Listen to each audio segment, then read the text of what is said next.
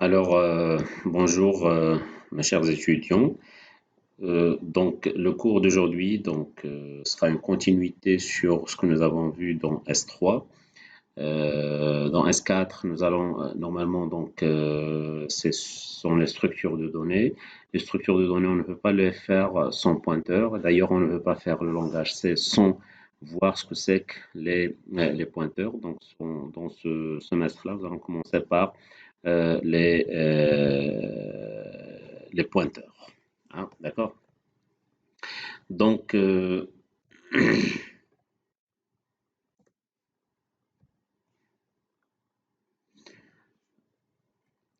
Comme introduction, pour accéder à une variable, on utilise son nom, par exemple, si on veut afficher le contenu de n, sachant que n c'est déjà déclaré comme étant un entier. Donc, on utilise la syntaxe suivante, donc printf pourcentage d n.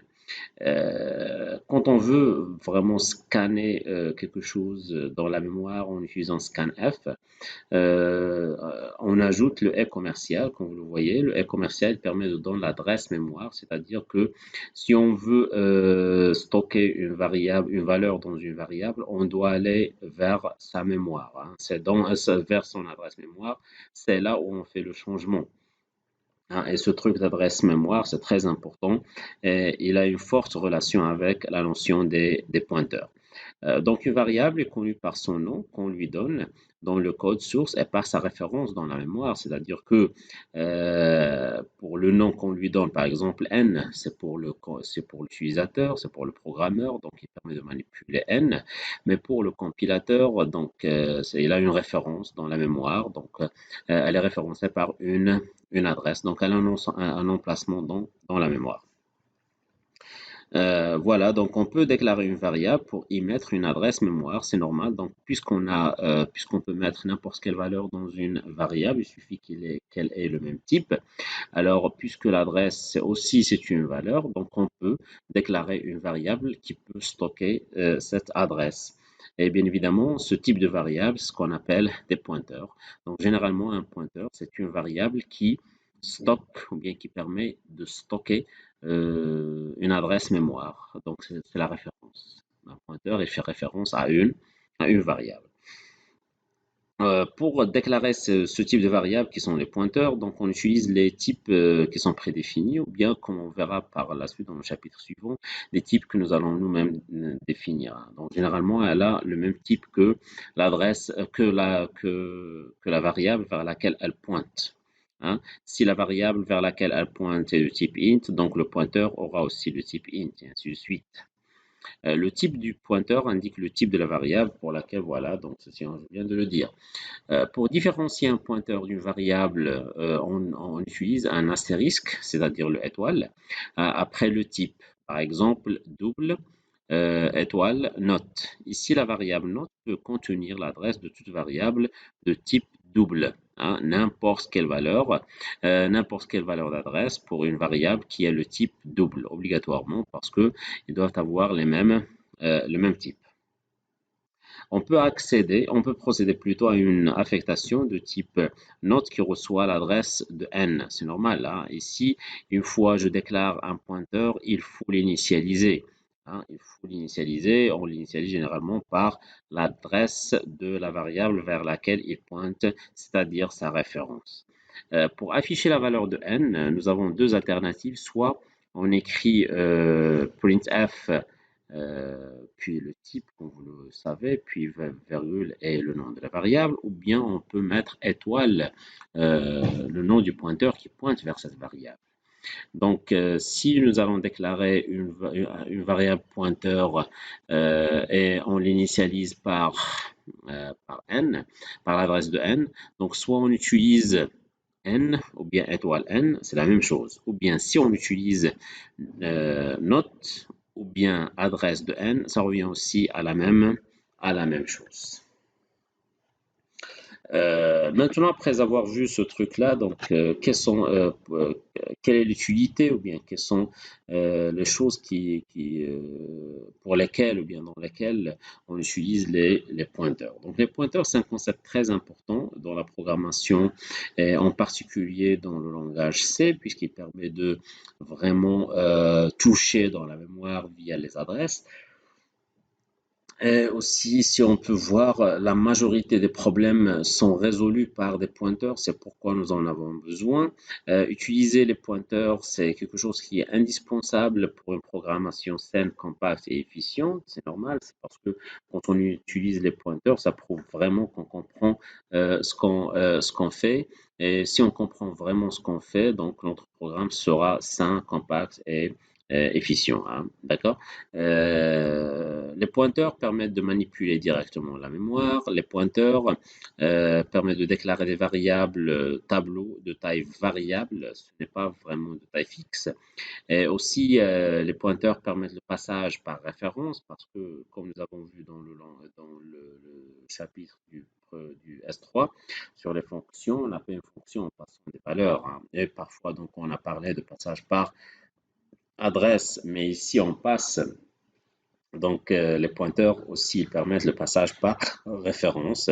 Et aussi, ça permet d'utiliser ou bien de réaliser les structures de données qui est l'objectif de ce semestre. Et voilà, donc maintenant un peu de syntaxe, comme vous le voyez. Donc, d'une manière générale, donc on met le type, puis l'étoile, puis le nom du pointeur. La position de l'étoile, donc peut être soit au milieu où il y a deux espaces, un entre type et l'étoile, et l'autre entre l'étoile et le nom du pointeur. Ou bien l'étoile pourra être collée à un pointeur et au nom du pointeur, hein, voilà, oui. Ou bien l'étoile peut être collée au type. Voilà, donc l'opérateur étoile permet d'accéder au contenu de la variable. Comme nous avons dit tout à l'heure, soit on utilise étoile note ou bien on utilise n, ça revient à la même chose. Donc une variable pointeur qui pointe sur une autre variable, soit on utilise le nom de cette variable ou bien étoile le nom du pointeur qui la référencie. C'est la même chose. L'opérateur est commercial, permet de récupérer l'adresse d'une variable et ceci, vous l'avez beau utiliser dans le scanf.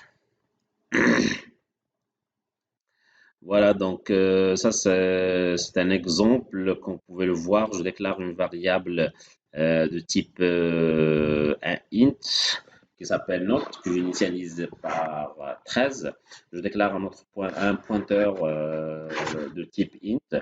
Et pour faire la référence, comme nous avons dit, il faut l'initialiser. Donc j'initialise, je fais la référence entre note et le pointeur. Donc c'est dans le pointeur end, je mets l'adresse de note. Voilà, donc ça c'est un exemple comment on l'utilise dans un langage C. D'accord? Donc, exemple d'affectation, double P, double A qui reçoit 10, P reçoit l'adresse de, de A. Comme vous pouvez le voir, donc P c'est un pointeur, et A donc c'est une variable normale, P contient l'adresse où A est stocké, B qui est égal à étoile P, d'accord? Étoile P c'est le contenu de P qui est A, c'est normal, comme si on initialise B par 10, et étoile de P, donc j'écrase la valeur 10 et je mets la valeur 20, d'accord? P étoile, donc, mais ici, je n'écrase pas uniquement la valeur de P, mais puisque P, il fait référence à A, donc j'écrase même 10 de A. Donc, si je vais afficher A, donc ça va donner aussi 20 plutôt. Alors maintenant, les opérations qu'on peut effectuer sur les pointeurs, il y a uniquement trois opérations. On peut additionner un entier à un pointeur, on peut soustraire un entier à un pointeur, on peut faire la différence de deux pointeurs. D'accord? Mais la somme, c'est pas possible. L'addition, donc, se fait d'une manière toute simple. L'addition d'un entier à un pointeur. Donc, si on veut ajouter un entier à un pointeur, comme nous l'avons dit, donc l'entier, plutôt le pointeur, il a un type. Donc, on ajoute à la valeur de l'adresse qui est contenue dans P, le i multiplié par la taille de ce type. D'accord? Par exemple, si nous avons I, c'est 4, donc on veut l'ajouter à un pointeur P qui est de type int, donc on multiplie 4 par 4 octets parce que la taille d'un entier, c'est 4 octets. La même chose pour la soustraction.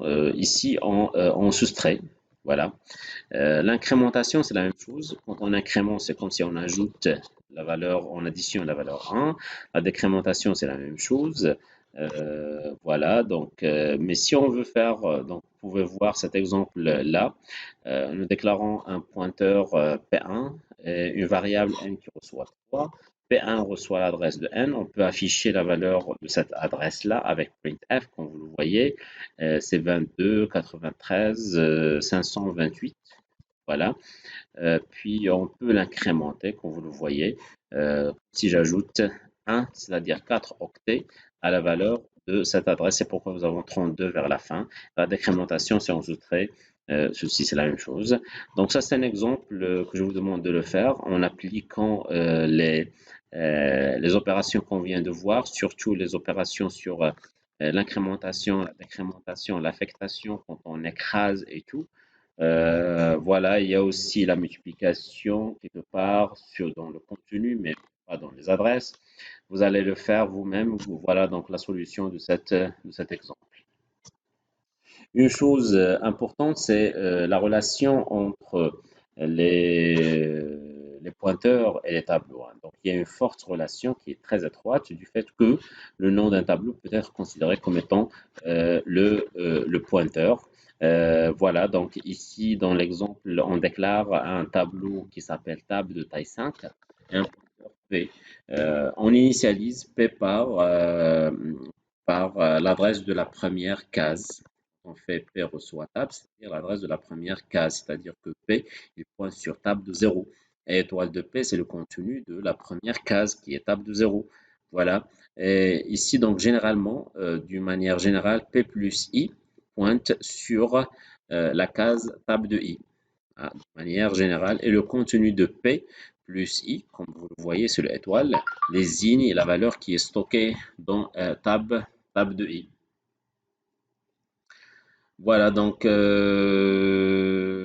ceci d'une part. D'une autre part, comme je viens de le dire, on peut utiliser le nom du tableau, c'est-à-dire au lieu de P, je peux utiliser tab directement. Donc tab plus I permet de pointer sur la case de tab de I. Alors, ça c'est un exemple, soit on utilise de la manière classique comme vous le voyez à gauche, ou bien on utilise les pointeurs, ou bien le formalisme des pointeurs comme il est dans le cas à droite, comme vous le voyez. Ici, on utilise le nom du tableau qui était comme étant un pointeur. Donc, on fait étoile de T plus I, c'est toujours pour référencer la case T de I. Et si on veut utiliser l'adresse, bien le stockage, donc on va utiliser uniquement T plus I et non pas étoile. Si nous l'avons déjà dit, ça c'est un exemple qui permet de remplir un tableau par 5 valeurs entières, mais ces valeurs-là doivent être, si un élément est pair, alors le décrément. Donc on fait un test, comme vous le voyez, ici soit on utilise T de I ou bien on utilise étoile de T plus I, ça revient à, à la même chose. Voilà. Ça aussi, c'est un exemple que je vous invite à le faire vous-même.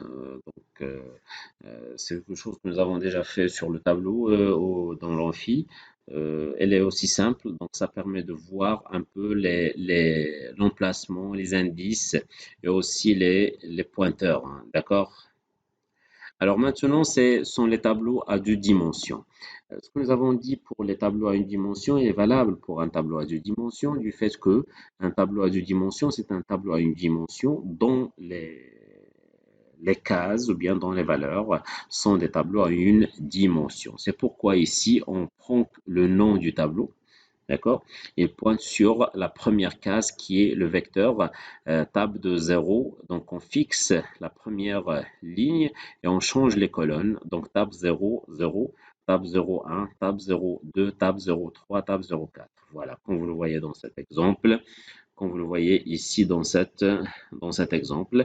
Et quand on ajoute tab plus 1, ça veut dire qu'on n'ajoute pas 1 ici, mais on ajoute, c'est-à-dire on se déplace vers la deuxième ligne, hein, comme vous le voyez.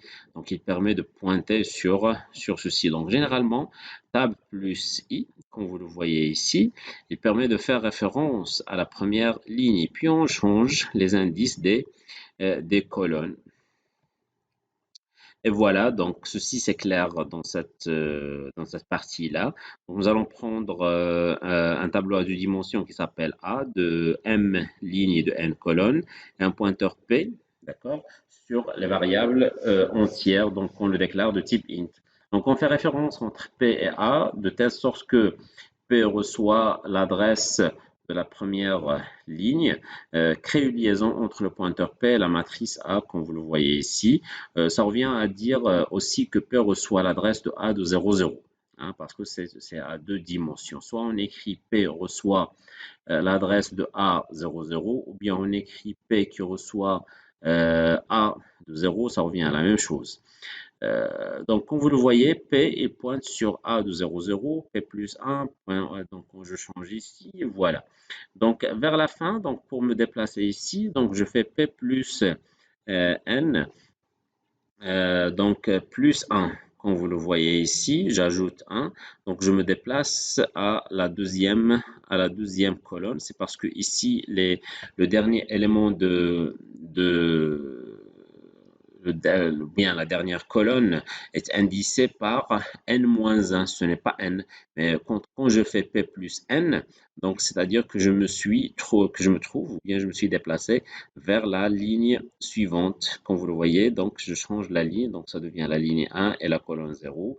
Donc p plus n plus 1, donc c'est la même chose, je continue comme ça. Donc le même principe, que ce soit pour les adresses, que ce soit pour le contenu, comme vous le voyez pour étoile. Donc, généralement, il y a une formule qui permet de généraliser ce truc-là, c'est que n'importe quel élément, c'est-à-dire je vais prendre A de I, J, ce qui permet de pointer là-dessus, c'est P plus I multiplié par N plus J. Si je vais remplacer I par 0 et J par 0, c'est-à-dire que A de 0, 0, donc je vais trouver P. C'est ce qu'il y a déjà là. D'accord? Donc je remplace I, J par n'importe quel indice. Je peux trouver la valeur du pointeur qui pointe sur cette variable, hein, ou bien sur cette case. Ça, c'est un exemple pour pouvoir voir ceci. Donc, généralement, c'est cette formule-là que vous allez utiliser quand on veut manipuler des tableaux à deux dimensions avec les pointeurs, hein, d'accord? Vous n'allez pas vous casser la tête avec ceci. Il suffit de retenir cette, cette formule et tu iras bien d'ailleurs, que vous pouvez le voir ici, hein, d'accord? Ça, c'est un exemple qui permet de remplir un tableau de deux dimensions de taille 4 x 10, c'est-à-dire n lignes et 10 colonnes, d'accord, en utilisant le formalisme des pointeurs. Ici, pour le scanf, donc j'utilise P plus I multiplié par M, d'accord, parce que M, c'est le nombre de colonnes, toujours, hein, donc dans la formule existe le nombre de colonnes, hein, plus J. Donc la même chose ici pour l'affichage, donc j'utilise le contenu pour accéder aux variables. Voilà. Maintenant, une autre notion aussi importante sur les pointeurs, euh,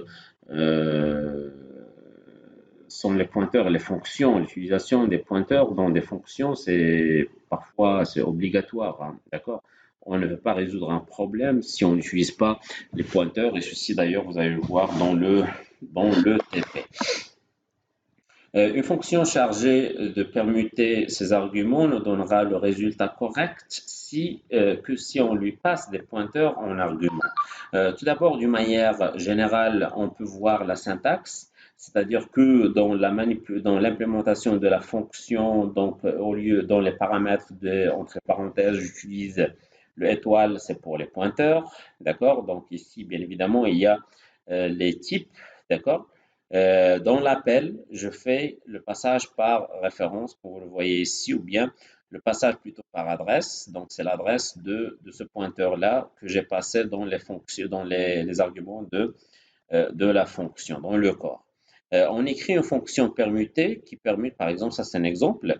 Ici, voilà, donc la fonction permutée prend int étoile A, int étoile B. Et bien évidemment, j'utilise le étoile toujours ici dans les cas, dans les instructions. Mais dans l'appel, j'appelle par adresse de X et adresse de Y. C'est comme ça qu'on procède pour le cas des pointeurs avec les fonctions. Et cet exemple-là, si vous allez le faire sans utiliser les pointeurs, aucune permutation n'aura lieu. Mais si vous allez utiliser les pointeurs ici, réellement, donc la permutation aura lieu.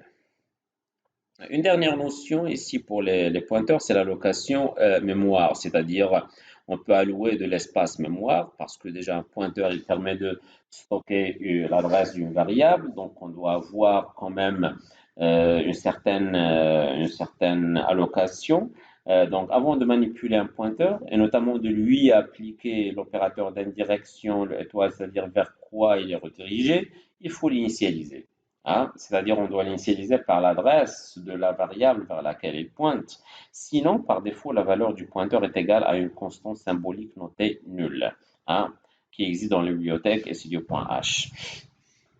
Généralement, sa constante vaut 0. Donc, le test P égale nul permet de savoir si le pointeur P pointe vers un objet. L'initialisation d'un pointeur se fait, comme on a vu, par des affectations des adresses, des variables de type adéquat, comme nous l'avons vu tout à l'heure, par exemple l'adresse de n, l'adresse de note, et ainsi de suite. D'accord? L'adresse de la première case du tableau et ainsi de suite. Cette affectation nécessite une réservation d'un espace mémoire suffisant pour le type. Il le fait d'une manière automatique parce que lui, il connaît, c'est-à-dire le compilateur, il connaît la taille des types hein, qui sont déjà prédéfinis. Euh, L'opération consistant à réserver un espace mémoire pour stocker l'objet pointé s'appelle allocation mémoire. Hein. Allocation, c'est-à-dire attribution. Elle a dit allocation dynamique, c'est-à-dire que c'est quelque chose qui change. Ceci se fait par la fonction malloc. M, c'est pour dire memory. Alloc, c'est pour allocation, qui existe dans la bibliothèque ou bien dans les librairies clib.h. La syntaxe est la suivante, c'est que malloc permet de prendre une valeur entre parenthèses, c'est-à-dire combien d'octets je vais allouer, donc je dois le mettre entre parenthèses. Cette fonction retourne un pointeur de type char pointant vers un objet de taille n octets. Si vous voulez réserver de l'espace mémoire pour stocker un int, par exemple, il suffit d'appeler malloc4. Pourquoi? Parce qu'un int est codé sur 4 octets. Lorsque l'on effectue une allocation dynamique, l'espace réservé ne peut pas être alloué pour une autre variable, c'est normal. Voyons cet exemple-là. Ici, je réserve 8 octets. D'accord? Je déclare une variable pointeur de type float. Je lui donne 8 octets, même si c'est un float, donc il peut être codé sur 4 octets, mais on peut faire. Donc, l'essentiel, c'est que vous devez faire un espace supérieur ou égal. D'accord? Et le contenu de P, c'est 28,4. Voilà, donc ici un transtypage, cas implicite effectué lorsque l'adresse est stockée dans le pointeur, vu que la fonction malloc renvoie un pointeur de type void. C'est normal parce qu'on ne sait pas le type des données qui seront stockées dans cet espace. Ici, comme remarque, l'appel de la fonction malloc réserve de l'espace en mémoire, mais ne fait aucune initialisation, c'est-à-dire elle réserve un espace, cet espace est encore vide. D'accord? On ne peut donc pas prévoir les valeurs contenues dans l'espace alloué. Donc, vous devez ajouter d'autres instructions pour permettre de remplir cet espace. Généralement, on doit soit des valeurs, soit des tableaux, ça dépend de ce que vous voulez faire comme tâche. Si vous connaissez la taille d'un type, c'est très bien. Si vous ne le connaissez pas, vous devez utiliser la fonction sizeOf. Voilà, ici, sizeOf permet de retourner ou bien d'indiquer le nombre d'octets nécessaires pour stocker une donnée. Quand je veux faire malloc, donc malloc demande une valeur entre les parenthèses. Ces valeurs-là seront le résultat de sizeOf. C'est pourquoi on met ici int étoile p qui reçoit malloc de sizeOf int. Maintenant, nous avons vu comment allouer, c'est-à-dire réserver de l'espace. Cet espace, quand il est réservé, ne pourra plus être utilisé par une autre variable. Donc, il sera toujours réservé. Mais supposons que cet espace, on ne l'utilise plus. Il ne faut pas le laisser comme ça réservé, il faut le libérer. Pour le libérer, donc, on utilise la fonction free, hein, comme vous le voyez, et free prend en paramètre le pointeur concerné par le malloc, hein. Vous voyez, comme l'exemple que vous voyez ici, je déclare un pointeur p de type int que j'initialise par la taille, pardon, par la taille du type int. Et vers la fin, donc je fais free p, ça permet de récupérer l'espace qui est réservé pour un int qui est 4 octets. Voilà. Pour un tableau, donc, puisque le tableau c'est une concaténation de valeurs ou bien des valeurs qui sont juxtaposées une collée à l'autre. Donc, si je veux allouer, donc je dois savoir quel est le type du tableau et multiplier la taille de ce type par combien de cases j'ai dans ce tableau. Par exemple, pour allouer un tableau de 10 valeur entière, on exécute malloc 10 multiplié par size of int parce que ce tableau-là va stocker des entiers. Et voilà, donc nous sommes arrivés à la fin de ce chapitre. Donc j'espère bien qu'il est clair. Généralement, les choses se comprennent encore plus en utilisant des exemples, en utilisant des TP, des exercices. Je vous invite tout d'abord à manipuler les exemples qui sont dans ce cours-là, puis vous lancer sur les TP. Allez-y, bonne chance.